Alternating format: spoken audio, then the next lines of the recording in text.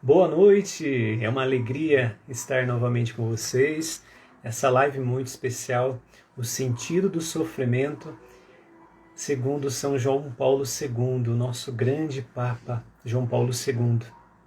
Nós trataremos aqui de um tema tão pertinente, tão importante nos nossos tempos, tantas pessoas sofrendo dos mais diversos motivos.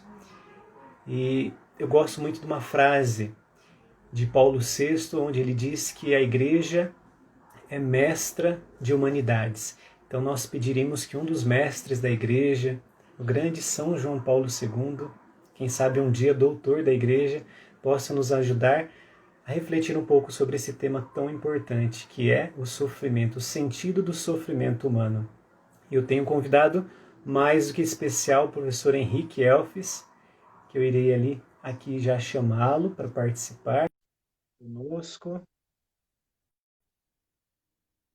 Minha mãe já está nos acompanhando. O Flávio, sejam bem-vindos. Boa E noite. aí, tudo bem, Professor Elton? Henrique, boa noite, meu caro.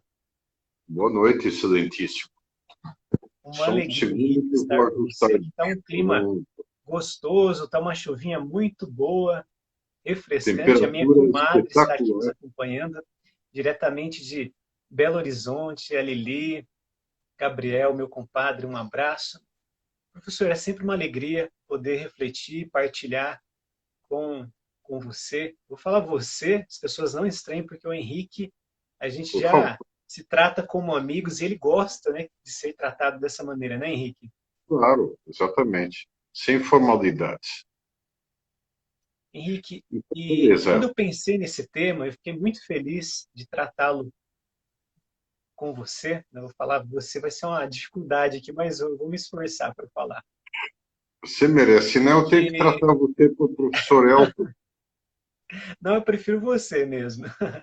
Mas quando eu pensei nesse tema, Henrique, fiquei muito feliz de tratá-lo contigo, porque São João Paulo II é um tema muito caro para mim, e eu sei que muitas pessoas que nos acompanham, até peço que você que está nos acompanhando, já coloque aí nesse aviãozinho e peça para mais pessoas virem, que a reflexão vai ser maravilhosa. Vai ser a respeito do sentido da vida, do sentido do sofrimento nessa vida. Muitas pessoas sofrem, todos nós sofremos, é inevitável o sofrimento. Nós falaremos disso. Porém, é preciso que nós possamos passar por esse vale de lágrimas, assim nós rezamos na Salve Rainha, com uma vida cheia de sentidos. Essa é a proposta. E São João Paulo II, ele está aqui para nos ajudar. Então nós trataremos a respeito deste documento, que o meu está bem antiguinho já, que é Salvifici Dolores, a respeito do sentido cristão do sofrimento, mas também iremos refletir um pouco sobre a vida, a biografia de Carol Wojtyla. E eu queria, antes de mais nada, para quem não conhece o Henrique, boa noite, por favor, se Boa apresente noite. para nós, seja muito Boa noite bem-vindo. a todos. Tudo bem? Ótimo. Olha, para quem ainda não me conheça, é, eu trabalho já há tempos com filosofia e, naturalmente, também com doutrina da igreja, embora eu não me considere teólogo, né? O que sim queria, queria mencionar, né, é que, embora eu não tenha título maior assim, nem mestrado nem doutorado, tenho uma publicação feita numa revista chamada Dicta e Contradicta e uma série de outros. Vocês podem encontrar referências ou conexão com as publicações, caso interesse, na, no meu Facebook, né? Muito bem. Entrando já no tema propriamente do João Paulo II, você queria fazer uma introdução biográfica rápida ou você já teve tempo de fazer? Fazer uma breve introdução, então. São João Paulo II, se estivesse vivo, né, Henrique, ele que nasceu em 1920, ele estaria completando 100 anos, seria o centenário de São João Olha, Paulo II. esse ano, né, Excelente um ano data. tão atípico, né, seria o ano do centenário desse grande homem, São João Paulo II, nasceu em Wadowice, na Polônia, um homem que, já muito criança, na mais tenra idade, passou por grandes sofrimentos, né? Já que esse é o tema da live de hoje, um homem Isso. forjado nos sofrimentos, um homem que, desde menino, ele foi ali sendo forjado por Deus mesmo, porque sua família, seu pai também tinha o mesmo nome, né? Karol Wojtyla. Ele é Karol Joseph Wojtyla. Nós que começamos o ano de São José, né? Karol Wojtyla, nosso Santo Padre, o Papa, que foi tão devoto de São José, ele tinha o nome do meio como Joseph, mas o pai dele era só Karol Wojtyla. E a mãe dele, Emília. Tiveram ali uma filha que faleceu, depois a mãe de Wojtyla, ele ainda muito criança, 8, 9 anos, veio também a falecer, e o pai, ali criando dois meninos, né? Seu irmão mais velho, já médico, ali cuidando de pessoas enfermas, vivendo ali também um contexto muito parecido com o que nós estamos agora, pandêmico, né? Não era uma pandemia, mas era também uma situação ali em que ele estava cuidando de enfermos que, que estavam passando ali por motivos, né, graves, né, de doenças que facilmente eram, né, transmissíveis, e ele acabou falecendo. Então, foi nesse contexto em que esse menino nasceu, um menino muito simples, nasceu no vilarejo da Polônia, Wadowice, vendo ali o seu pai com o coração dilacerado, né? O coração destroçado, que havia perdido a esposa, havia perdido o primogênito, o irmão mais velho, já uma filha. Então, o Karol Wojtyla, que seria o grande Papa João Paulo II, ele cresceu nesse contexto. Depois, invasão nazista na Polônia, invasão comunista, em meio a tanto sofrimento, a tanta destruição, em meio a tanta dor, esse homem sendo forjado, ele poderia ter aí todos os motivos, né, humanamente falando, e de maneira muito pessimista, né, refletindo aqui, ele poderia ter todos os motivos para ter uma vida sem sentido. Ele poderia ter. Ele poderia odiar o ser humano, mas ele tomou um caminho contrário. Ele se debruçou sobre a pessoa humana, ele foi estudar personalismo, essa filosofia que depois o Henrique vai falar com mais propriedade para nós. Um homem ali já muito jovem, depois fez seu seminário ali clandestino, de maneira muito atípica, né, do que nós vemos hoje, toda a comodidade, né, que é a facilidade para alguém ingressar no seminário hoje em dia, mas em meio àquele contexto difícil, de dor, de perseguição, aquele jovem foi ali buscando o seu Deus, buscando a verdade, sempre a verdade. Poeta, também gostava e ele foi um grande ator, né? Tinha uma companhia de teatro e preocupado sempre com a cultura, um homem que propagava a cultura do seu país, porque o comunismo ele faz isso, né? Quando invade uma nação, ele automaticamente busca destruir a cultura desse país.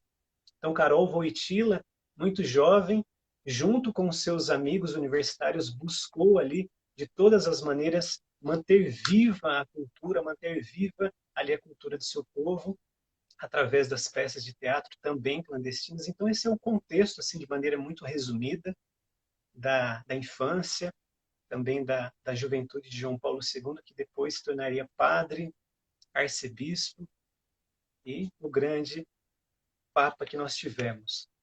E eu queria que, já para dar início, né, nessa conversa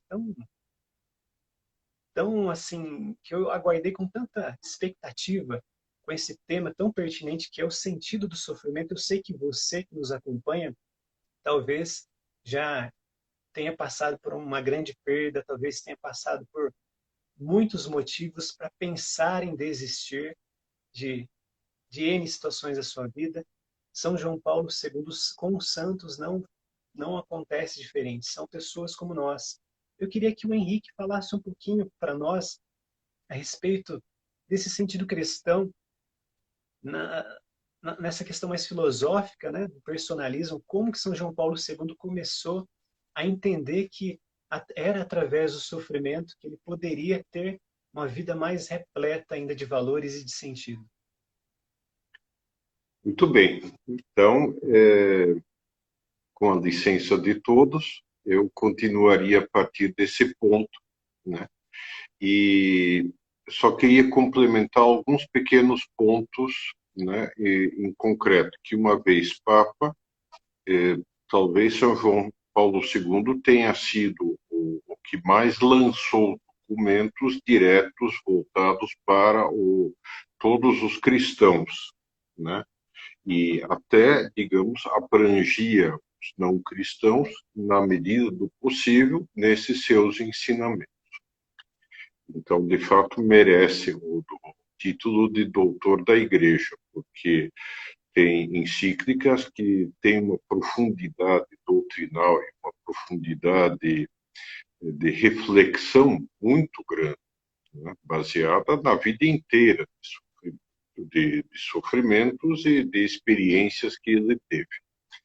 Lutou sempre contra o comunismo e acabou conseguindo, junto com Ronald Reagan, né, o presidente dos Estados Unidos, libertar toda a Europa Oriental, né, enfim, todas as diversas etnias que há na Rússia, né, e fazer com que elas né, se libertassem do comunismo.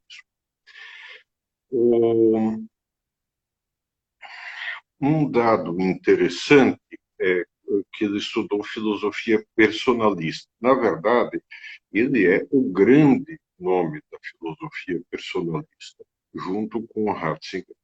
Até então tinha havido vários filósofos menores nessa, né? Mas ele realmente lhe deu profundidade e grandeza. Concretamente, né, o que ele professa no personalismo é um centramento no ser humano, e não só no ser humano, no homem em cada um dos homens. Ou seja, a filosofia não se faz tanto a partir de ideias ou a partir da reflexão sobre o mundo, mas um aspecto fundamental da filosofia está em que nas características próprias do ser humano e em como a pessoa se situa no mundo, em como a pessoa vive neste mundo e das dificuldades em que ela passa. Com isso, ele lançou essa carta que o Elton mostrou, né, que é a Carta Apostólica Salvifici Dolores, a carta apostólica sobre o sentido do sofrimento, o sofrimento redentor, né? Em que eu vou começar a descrever com um pouquinho mais de detalhe. Nessa carta, ele primeiro, né, descreve o sofrimento pelo qual as pessoas passam, seja por que razão for, pela doença, né, a dor, todas as contrariedades, né, a calúnia, o desprezo dos outros, né, as limitações de vida que vêm muitas vezes, quer com a velhice, quer com doenças, quer com situações vitais mesmo, né? E a própria morte, que é como se fosse o sentido máximo do sofrimento. Ele levanta nesse ponto uma coisa importante: animais também têm dor, ou seja, também sofrem até certo ponto. Mas a diferença do sofrimento humano é que ele é muito maior e muito mais profundo. Seja como for, né, a gente tem a experiência disso, de que a gente tem medo dele antes que ele aconteça. Quando acontece, né, e é inevitável, ele é sentido, primeiro, como uma limitação das possibilidades de vida, das possibilidades vitais. Mais ainda, né, a própria perspectiva da morte tem esse efeito. Durante o sofrimento, esse período né, de rebaixamento do eu, ele é exacerbado e tornado muito mais profundo, né, porque a sensação que a gente tem é de que aquilo não tem sentido, né, e uma série de outros pontos. Né? Muitas vezes nos sentimos inúteis para os outros, né? Sentimos que somos um peso, achamos que não, né? Não, parece que ele não vai ter fim, né? Ou seja, junto com qualquer sofrimento físico vem um certo grau de depressão. E, e esse significado todo, quer dizer, é uma, né, exacerba, faz com que o nosso sofrimento seja muitíssimo mais profundo do que o dos animais. Um animal não sofre isso tudo. Um animal simplesmente tem dor, ou tem dificuldade para comer, ou tem, né, alguma coisa desse estilo, e, e por sua vez, simplesmente dá isso por, né, sabido, necessário, não é algo que ele está sofrendo ali naquele momento e pronto. Tem mais nenhuma outra profundidade, não tem nenhuma outra dimensão. E o nosso sofrimento tem essas dimensões todas que fazem com que o sofrimento humano seja, não só em primeira instância, mas em si mesmo, algo quase infinito. Ou seja, a profundidade do sofrimento humano é muito maior do que a do sofrimento de um animal. Uma vez descrito isso, João Paulo II começa a apresentar possibilidades do sentido para o sofrimento, e onde podemos tirar sentido para isso. E aí ele se centra inicialmente, no caso do Antigo Testamento, no sofrimento de Jó. Jó é a figura do justo no Antigo Testamento, é a figura do homem irrepreensível, que não comete pecado algum, e na concepção judaica, especialmente até Jó, né, na época de Cristo já vai ser um pouco diferente, mas não muito ainda. A concepção judaica do sofrimento era que o sofrimento era castigo pelo pecado. E assim os amigos de Jó o repreendem, né, dizendo que, olha, né, examine-se que você vai descobrir que você cometeu uma série de pecados que levaram você a essa situação. É bom acrescentar que Jó perdeu primeiro todos os seus bens, perdeu os seus filhos, a mulher se afastou dele e começou a xingá-lo, a repreendê-lo, a dizer que era inútil, que ele não prestava para nada, e além disso ficou com lepra. Então, a certa altura, ele é descrito. O livro de Jó é uma composição um pouco teatral, né, com a finalidade justamente de marcar bem um ensinamento. E aí,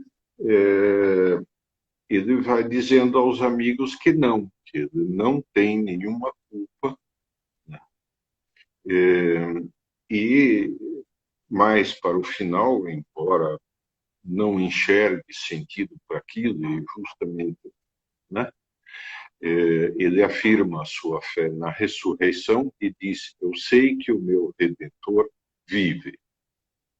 Ou seja, que Deus que me redimiu, vai me redimir dessa situação, ele está vivo e está atento, não deixou de existir. Mas seja como for, sente-se numa situação de abandono de Deus, né? E nessa situação, Deus lhe aparece no final mesmo do livro, né?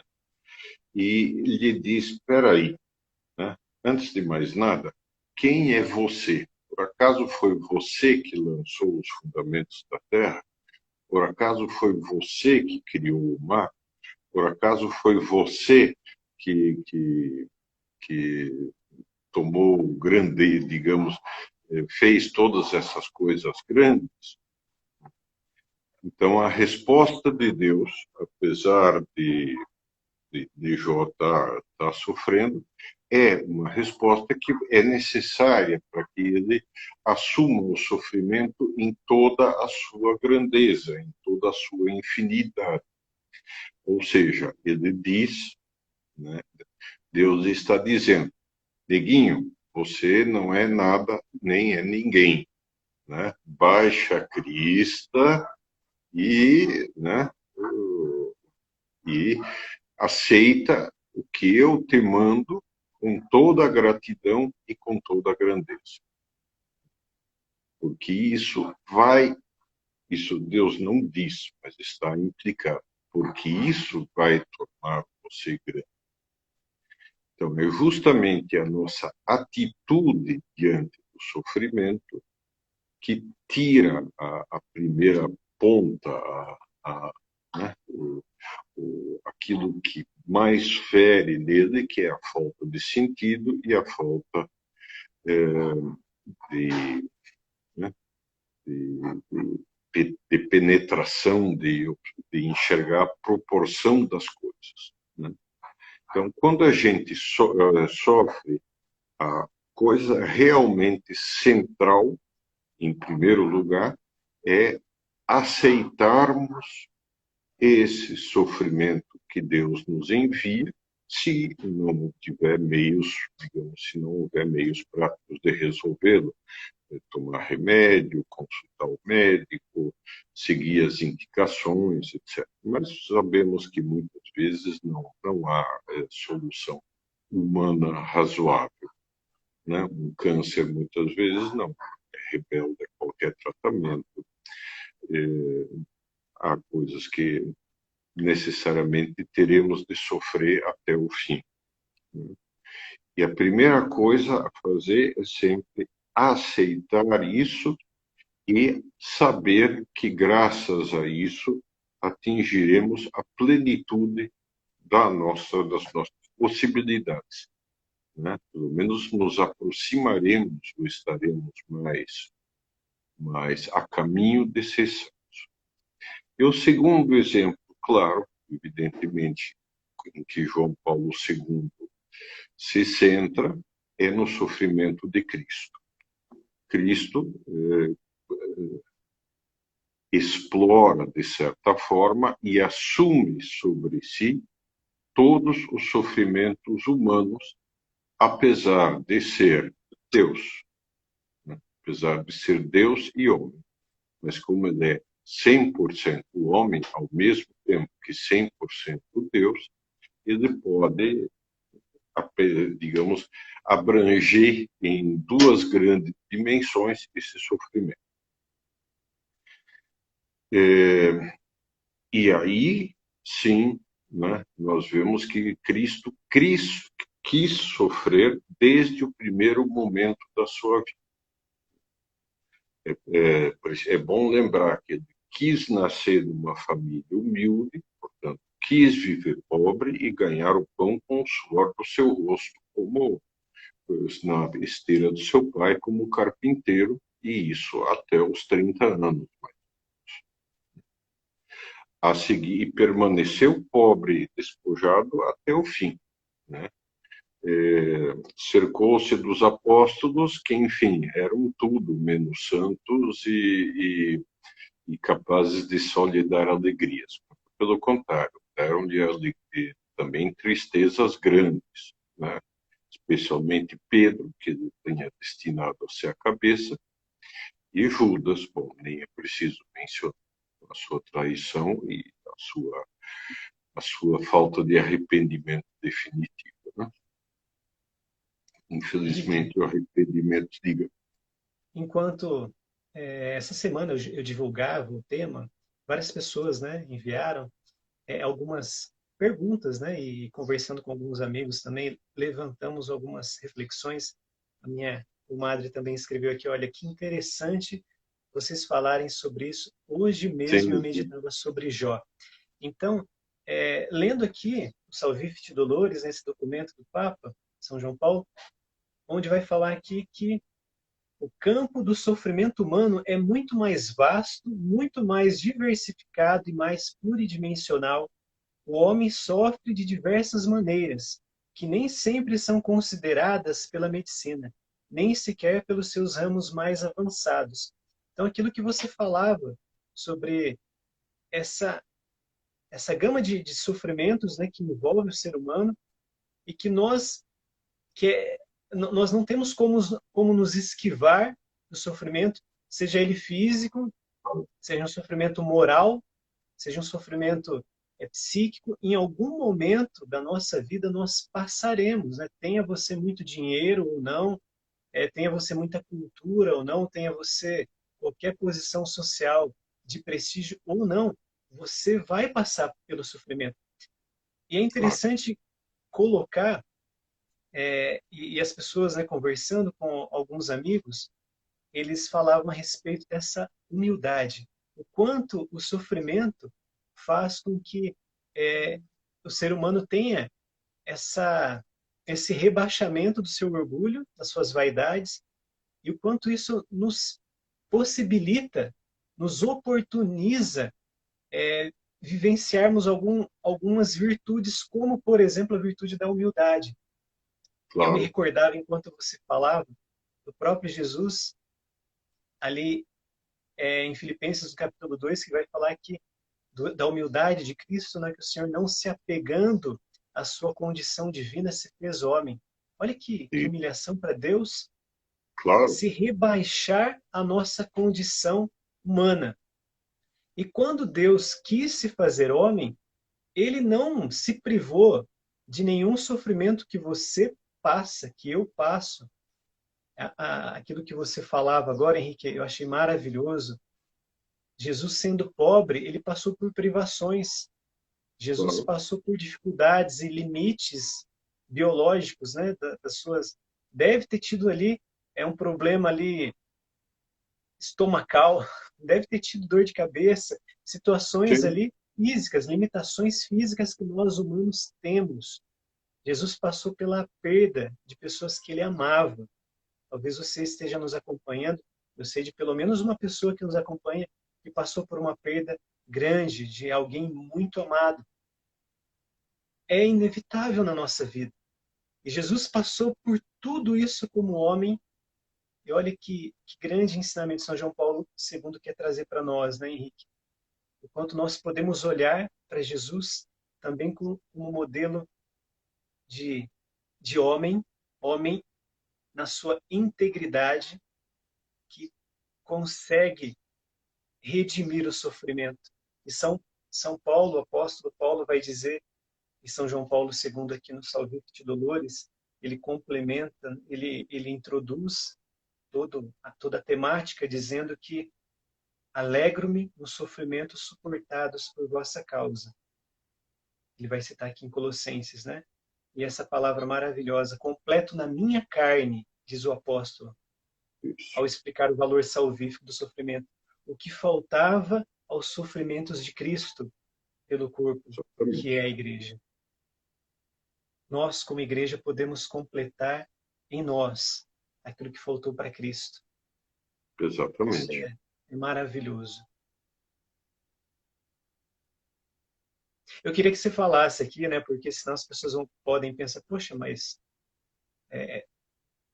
tem algum masoquista? Não, de maneira alguma. Ninguém quer o sofrimento Não, aqui, a gente claro. só quer ter uma vida com sentido, e a partir dessa vida cheia de sentido, olhando para Cristo e também olhando para todos aqueles que se configuraram à imagem do próprio Cristo. Você citou o servo sofredor Jó, mas tantos santos ao longo da história da igreja também conseguiram passar por esse vale de dor e de lágrimas, a exemplo de Cristo. Exatamente. Muito bem. E ainda só terminando, arredondando o tema dos sofrimentos de Cristo, né? Tem também o seguinte, né? Quer dizer, depois, no final da sua vida, ele já prediz muito antes aos apóstolos o que vai acontecer com ele, né? E ele sempre, na atitude, digamos, brasileira normal, vamos chamar assim, eles dizem: não, senhor, que é isso? Não fala essas coisas, não vai acontecer. Deus é bom, não vai deixar que isso aconteça, né? E depois, quando chega a hora, tá debando. Mas Cristo, então, tem toda essa predição e depois se cumpre tudo. Quer dizer, foi traído, foi condenado injustamente, foi maltratado muito seriamente, né? Foi maltratado com açoites, foi maltratado com a coroa de espinhos, que ainda por cima era para ridicularizá-lo, dizer, você é rei, então olha a tua coroa, né? Cuspiram nele, escarneceram dele, ou seja, ele sentiu na própria carne o que é calúnia, o que é incompreensão, o que é, enfim, e tudo isso. E ele, sim, era autenticamente inocente, mais do que Jó, muito mais do que Jó. E aí, depois, enfim, todos os sofrimentos da paixão, né? A agonia do Getsemane, em que ele volta novamente a oferecer, a aceitar a vontade de Deus integralmente, haja o que houver, e em que ele, né, explica, em que ele diz a Deus que, né, faça, faça passar de mim este cálice, mas se não for da tua vontade, né, que se cumpra. Então, quer dizer, por um lado, percebemos que ele, com tudo que era humano dele, rejeitava aquele sofrimento.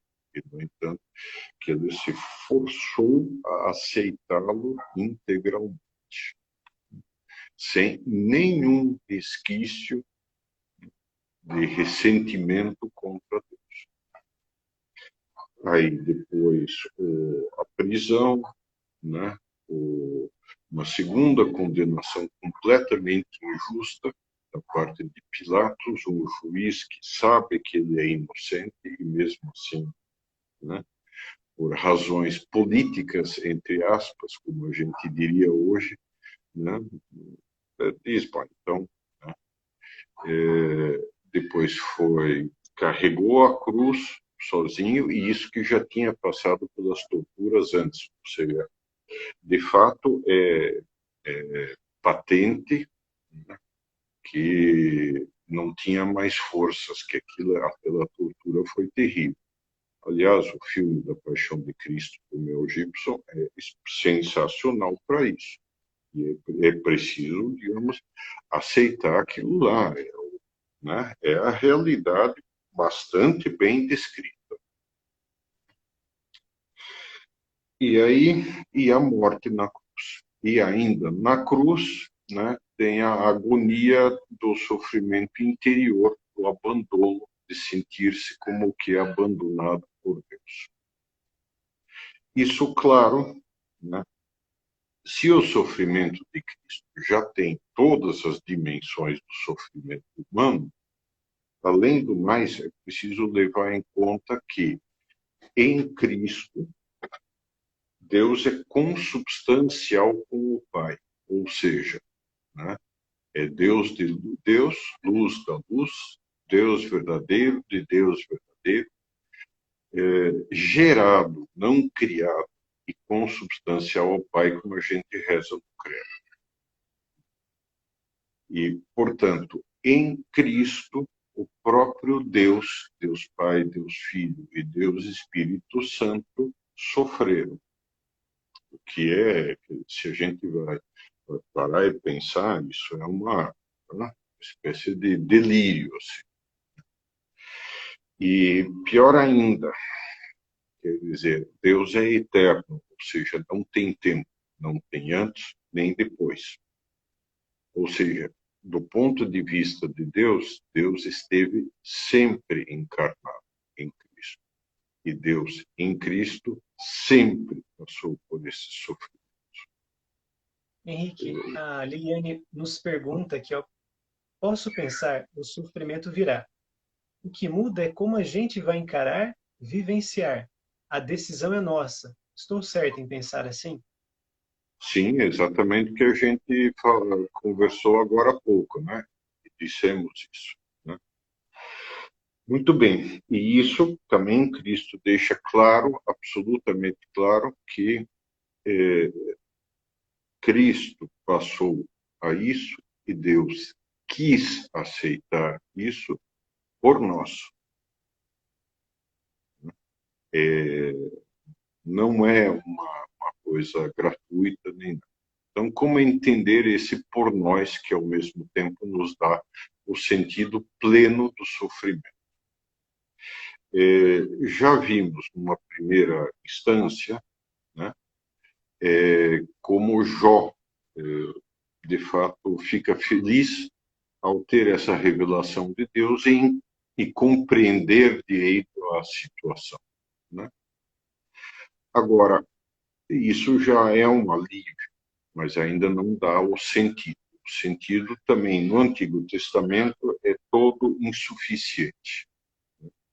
É o sentido moral do sofrimento, que é parco, pequeno. Sabemos que o sofrimento é castigo do pecado, castigo que é necessário, né, para digamos, restabelecer, entre aspas, o equilíbrio entre a criação. Também há muita gente hoje em dia, por exemplo, muitos dos que passaram pelos campos de concentração nazistas, né, que dizem, olha, eu não acredito mais em Deus por causa desse sofrimento.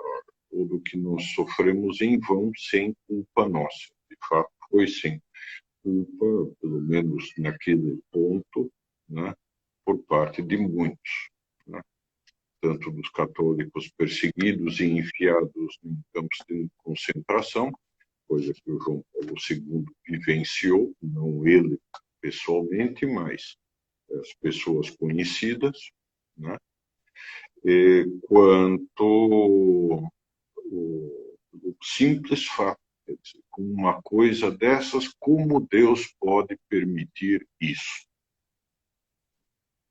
E a resposta definitiva está em Cristo, não no sentido moral do sofrimento. A resposta definitiva está: Cristo assumiu o castigo pelos pecados de todos os homens.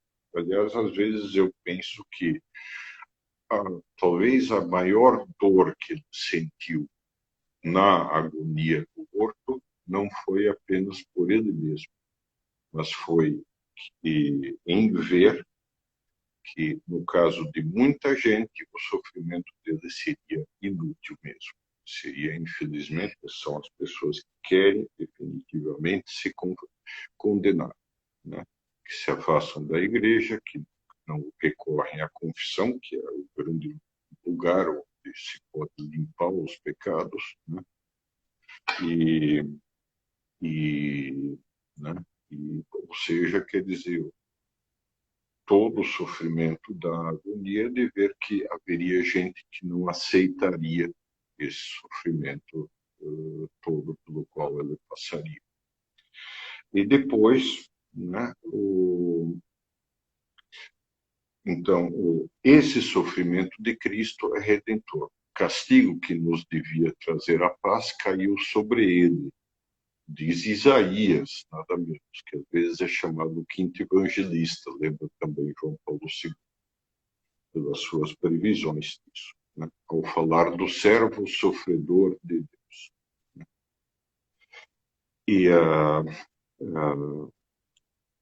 E nós fomos remidos na sua pequenez. Então, ok, então somos redimidos por esse sofrimento, que não significa que a gente não tenha que, digamos, ainda cumprir a nossa parte, mas tira, em ampla medida, esse peso da falta de sentido que pertence ao sofrimento. Em Cristo, isto agora faz sentido. E depois, com a sua ressurreição, porque aí ele diz, mesmo a morte, que talvez o maior dos sofrimentos, né, não é definitiva e não é algo que vai durar para sempre. É redimido. Né? Redimido significa que, uma vez que você morra, né, você também ressuscitará com Cristo. Ora bem, agora tem uma segunda dimensão, que aí ele vai tratar, né, que são o sentido do sofrimento que decorre do sofrimento de Cristo. Né? Em primeiro lugar, quando a gente sofre novamente, né, aquilo que de fato vai dar sentido definitivo é que a gente una esse sacrifício ao sacrifício de Cristo na cruz, ou seja, que façamos disto não algo só nosso, né, só fechado nas nossas, no nosso mundo interior, e às vezes exterior próximo, né, mas que a gente pode sofrer com Cristo. Aquilo que diz São Paulo também e que São João Paulo II menciona, que é: eu completo na minha carne aquilo que faltou a Cristo sofrer pelo seu povo, que é a Igreja. Nós que somos a Igreja, nós que somos todos os membros da Igreja, podemos unir o nosso sofrimento ao de Cristo. Fazemos isto quando? Fazemos isso primeiro aceitando, querendo que seja assim. E segundo, oferecendo na Santa Missa, quando a gente a assiste, se uma imagem figurada que o fundador do Opus Dei, São José Maria, dava, era pôr os sofrimentos no cálice, junto com aquela gotinha de água que o sacerdote põe, porque, comparados aos de Cristo, são uma gota de água no oceano, né? E assim unir-nos inteiramente ao sofrimento de Cristo. Com isso, o sofrimento ganha um valor extraordinário.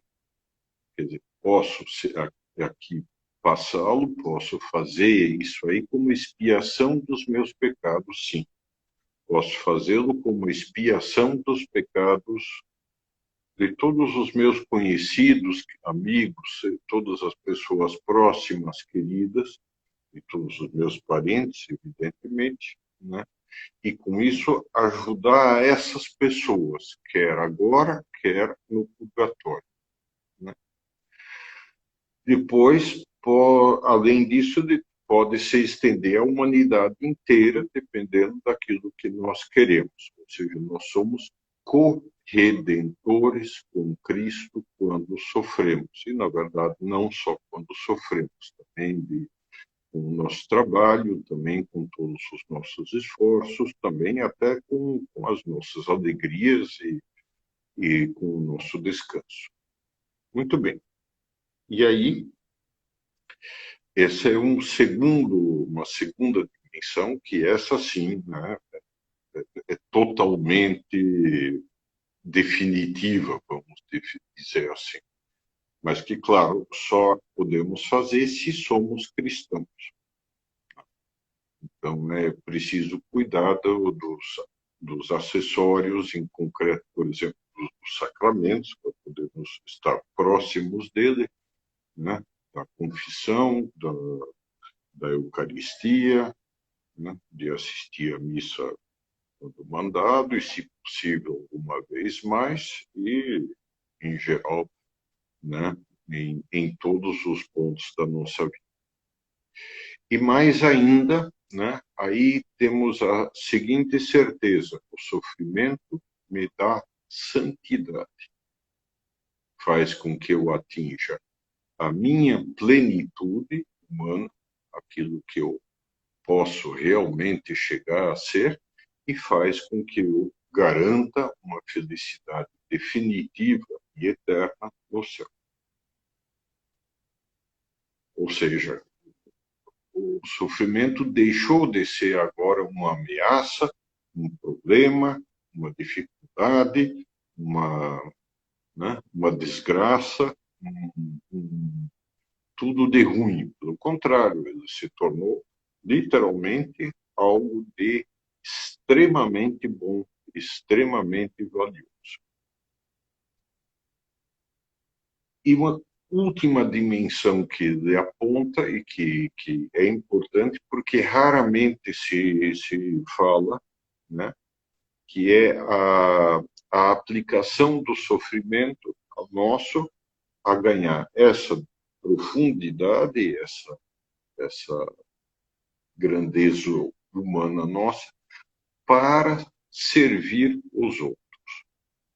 Concretamente, lembra para isso a parábola do bom samaritano. Ou seja, a pessoa que era de um povo inimigo dos judeus, em princípio, né? Mas que, descendo de Jerusalém a Jericó, foi assaltado por criminosos que o espancaram e o deixaram quase morto, levaram tudo o que tinha e o deixaram na sarjeta lá do lado do caminho.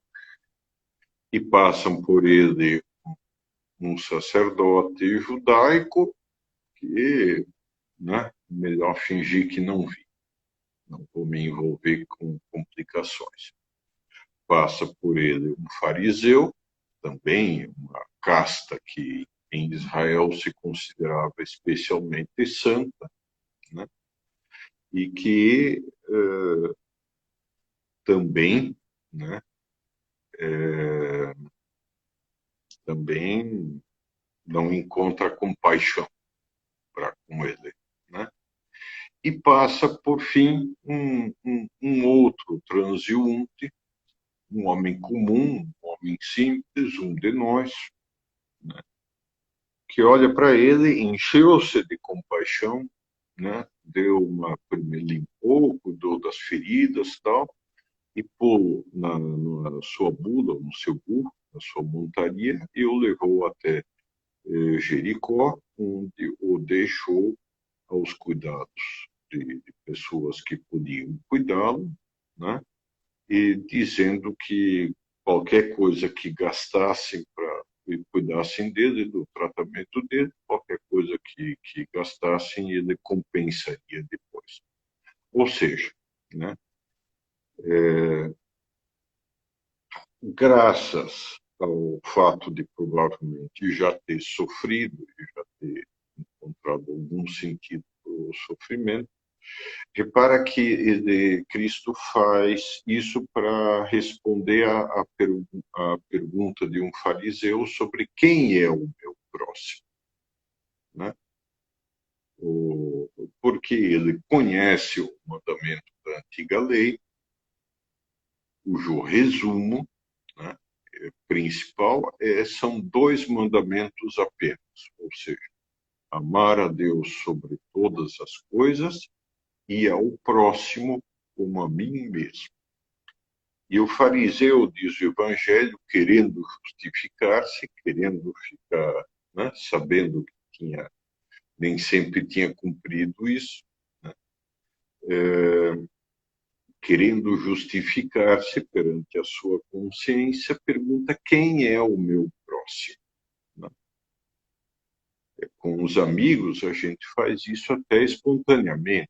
Com os filhos, os pais, os parentes, a gente faz isso, né, com toda boa vontade.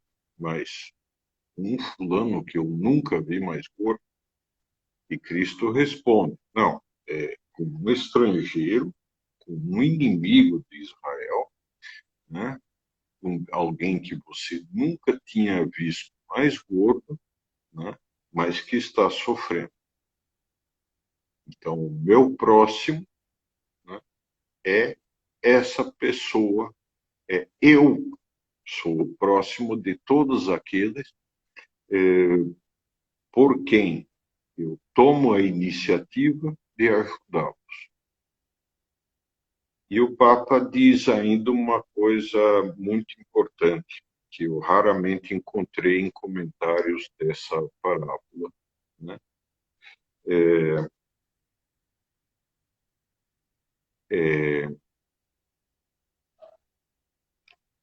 Prestar uma ajuda efetiva, eficaz, uma ajuda que de fato se traduza em resultados concretos, práticos, e que seja dirigida às necessidades reais daqueles que nós temos a volta. Isso é algo que todos nós podemos fazer. Né? Primeiro, compadecer-nos de todos aqueles que sofrem.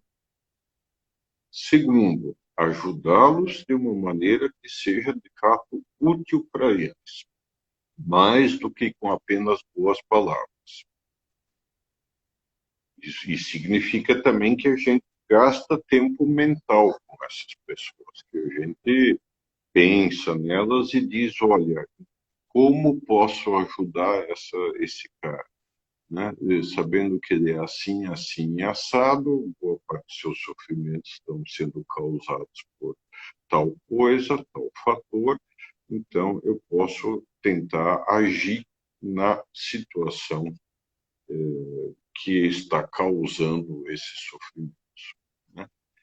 Muitas vezes não teremos condições de ajudar economicamente todos os que precisam de ajuda, porque não há, não há dinheiro suficiente no mundo para fazer isso de uma vez só.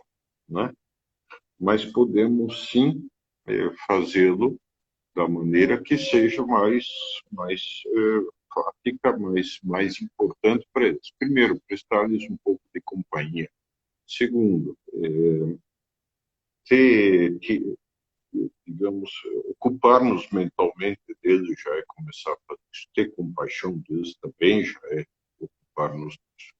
Em alguns casos, quando há pecados que estão na origem desse assunto, né, dar-lhes bons conselhos e ajudá-los a tomar decisões que os façam né, mudar. Depois, enfim, N outras opções, um conserto material, uma ajuda, um pequeno trabalho, né, levar uma pessoa até a farmácia, pobre mesmo, né, e você lhe dá o dinheiro para comprar o remédio, mas levá-lo até a farmácia para que ele possa comprar e pronto, né? Enfim, algo que seja realmente o necessário e suficiente para, se não suprimir aquele sofrimento, que às vezes não dá, como já vimos, mas ajude a sair daquela situação, ou pelo menos do sofrimento interior pelo qual está passando. E depois, e a seguir, quer dizer, aí João Paulo II conclui,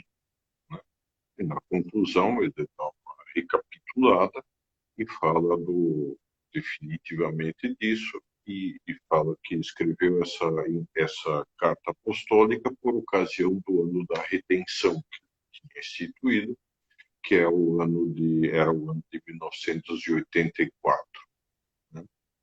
E no qual todas as pessoas eram convidadas a visitarem alguma igreja designada com essa capacidade, se possível Roma, mas se não na sua própria cidade, e cada cidade tinha uma igreja designada para isso, uma igreja com boas condições materiais, né? E que, fazendo essa visita, a pessoa podia receber indulgência plenária.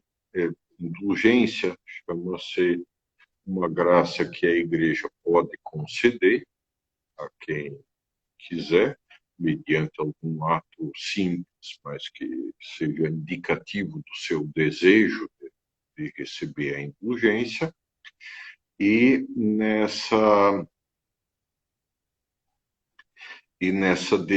com isso, digamos, a pessoa recebe o perdão pelo castigo das suas faltas, né?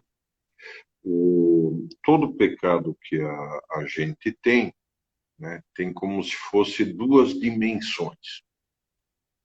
Uma primeira dimensão, que é a ofensa a Deus, que fazemos. Uma segunda consequência é aquilo que já tínhamos mencionado, isto é, toda transgressão de uma lei, no caso da lei de Deus, dos 10 mandamentos, né, exige que a pessoa cumpra um castigo, né? Sabemos, senão seria deseducativo, né? Senão seria errado. Se o teu filho comete alguma coisa, sei lá, quebrou um abajur que a mãe gostava especialmente, né?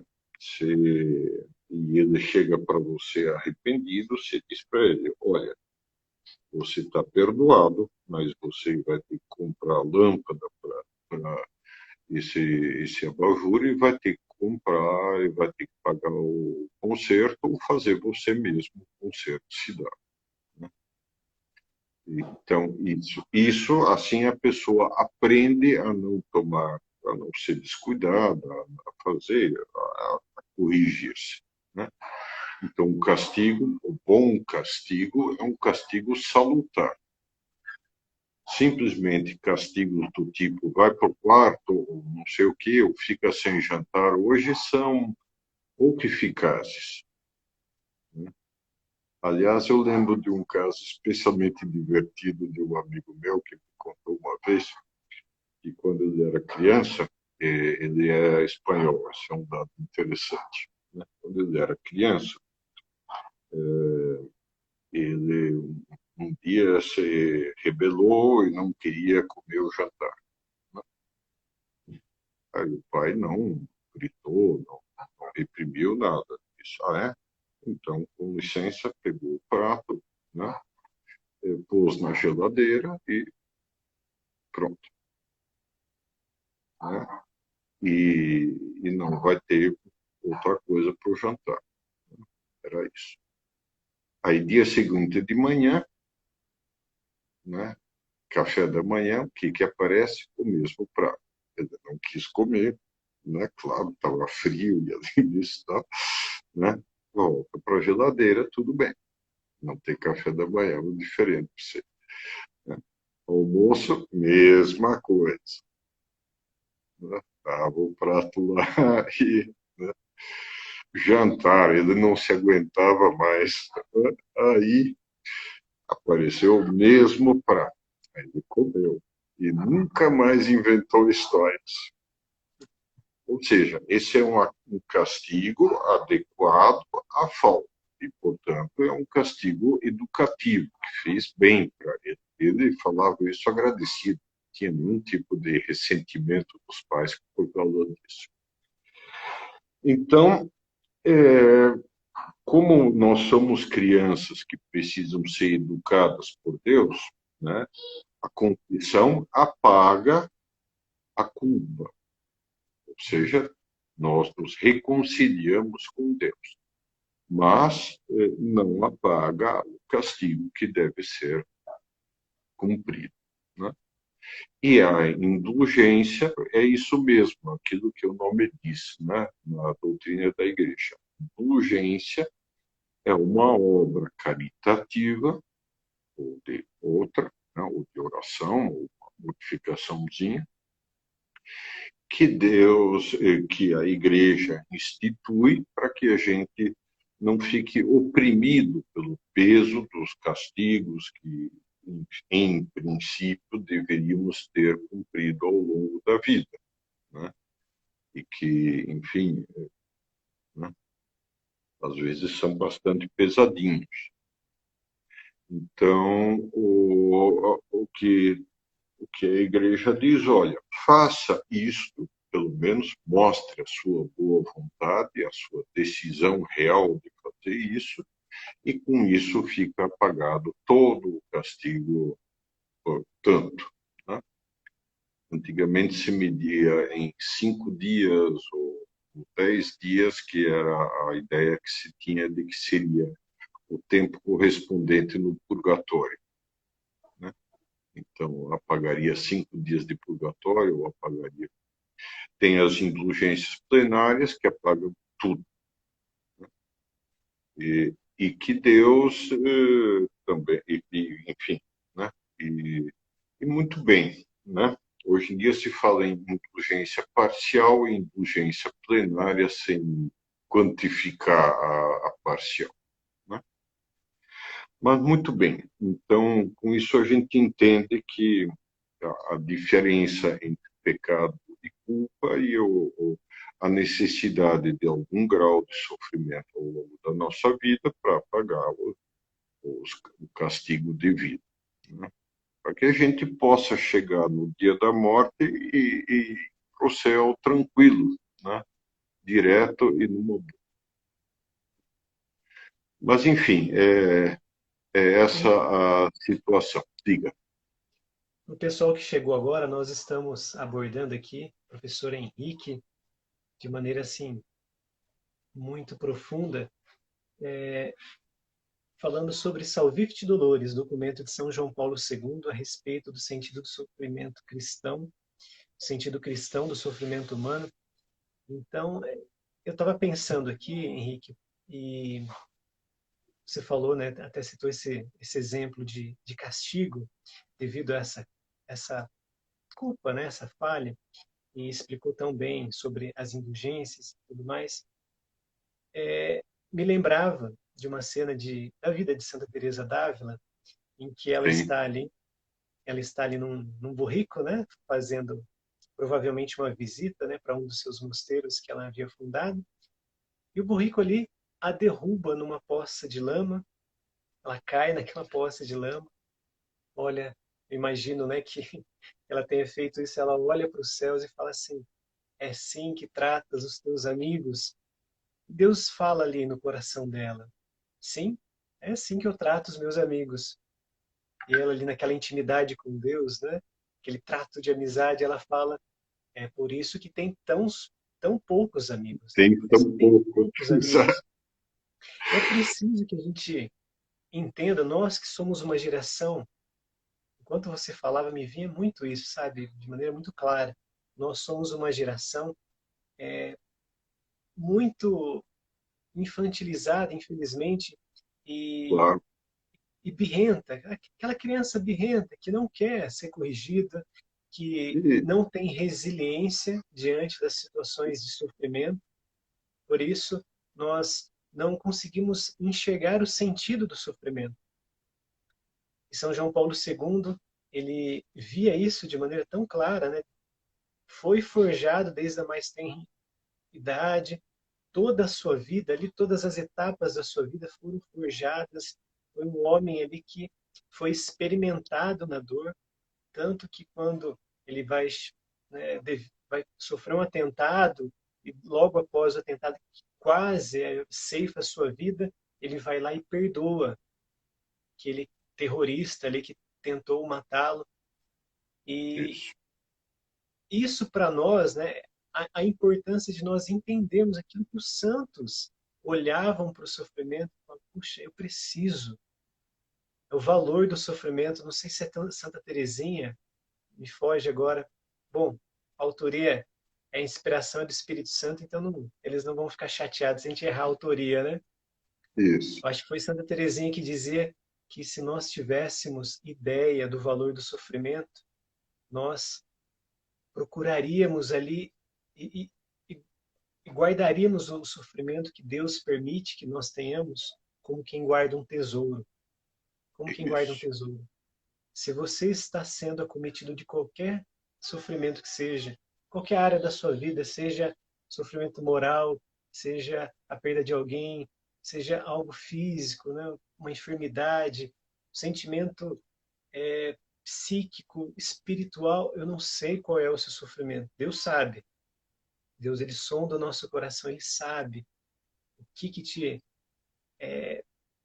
pesa na alma, né? O que está oprimindo o seu coração nessa noite. Peça a graça de, do sentido redentor do sofrimento. Assim como os santos tinham, São João Paulo II, ali mesmo, né, muito fragilizado, né, pouquinho antes dele morrer, ali mal de Parkinson, não conseguia falar direito, mas a imagem de São João Paulo II, cristãos e não cristãos, né, crentes e ateus, todas as pessoas olhavam para aquele homem das dores, que a sua vida nos falava de maneira mais eloquente do que qualquer discurso que ele poderia dar no final da sua vida.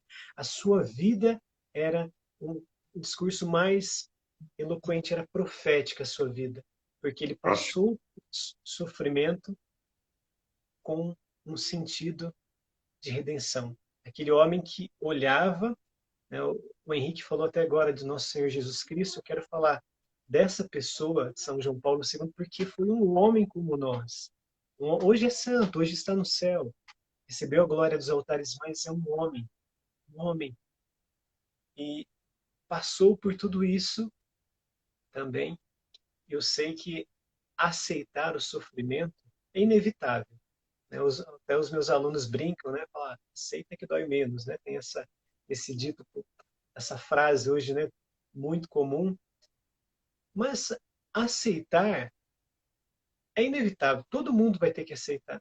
A questão é como que você aceita? Você aceita com alegria? Eu vou ou nós aceitamos murmurando, esperneando, dizendo por que comigo? Como se nós fôssemos melhores do que o outro, o nosso vizinho. Então, é nesse sentido que nós queremos também fazê-los refletir a respeito do sentido. E a igreja nos ensina como mãe e mestra, através dos seus santos, como nós podemos passar por esse vale de lágrimas e de dor que é a nossa vida. Em algum momento, nós seremos acometidos por algum sofrimento. Como que nós podemos passar por esses sofrimentos com dignidade de filhos de Deus, sem blasfemar, sem reclamar, oferecendo a cruz que nós carregamos, como diz São Paulo, nos unindo ao Cristo crucificado, também com as nossas dores, né? Mesmo em meio às nossas cruzes, amarmos a Jesus crucificado.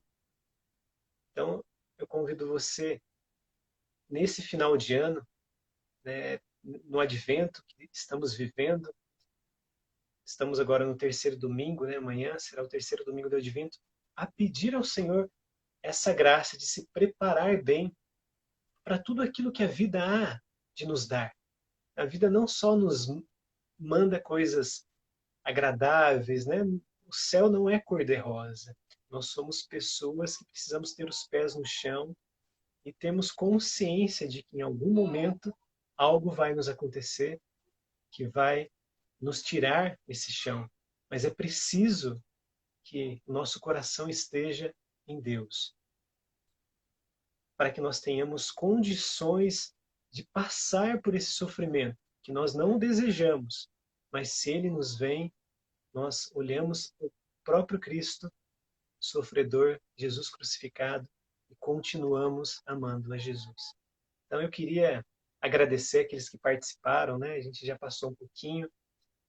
Eu queria que você, essa live vai ficar gravada, você que conhece alguém que está passando por algum sofrimento, seja em qualquer das instâncias, né, que o Henrique tão bem abordou, né, de maneira ali cirúrgica, ele foi ali discorrendo sobre várias situações de sofrimento, todas pautadas aqui na Salvific Dolores. Marque o nome de alguém nessa live, vai ficar ali no meu perfil no Instagram, e vamos ajudar as pessoas a encontrarem o sentido.